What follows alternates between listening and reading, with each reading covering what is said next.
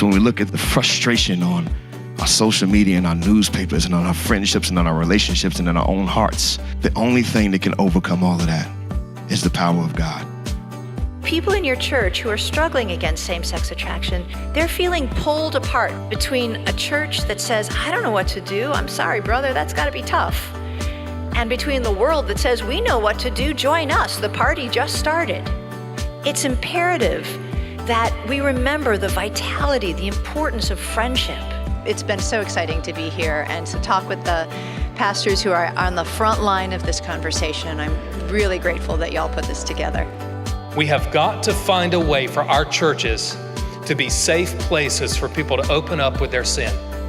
And so certainly we can begin to open up with sins that have less of a social stigma than gender dysphoria, as a way of encouraging people who have something like gender dysphoria of opening up about their own struggles.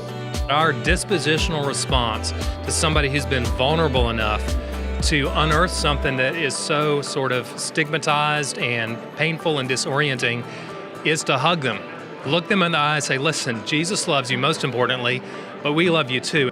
That's what we really need in the church, is we need to have an understanding of how do we react when someone comes to us and says, I'm dealing with same-sex attraction, or I'm dealing with some confusion in this area.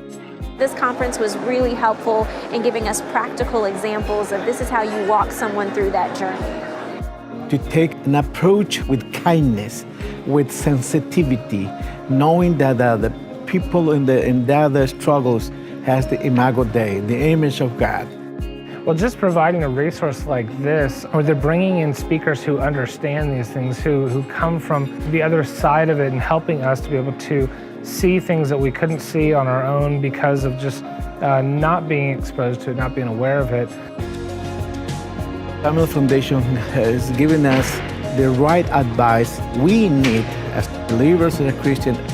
And just bringing attention to legislation, policy, changes, things that would affect us as a community that we may not always be aware of. Well, I just love to know that there's people like you guys that are working on this. You can help represent us, and it's something that we can also help to support and get behind. Definitely, a Family Foundation is doing an awesome job to help us, the local pastor here in Virginia.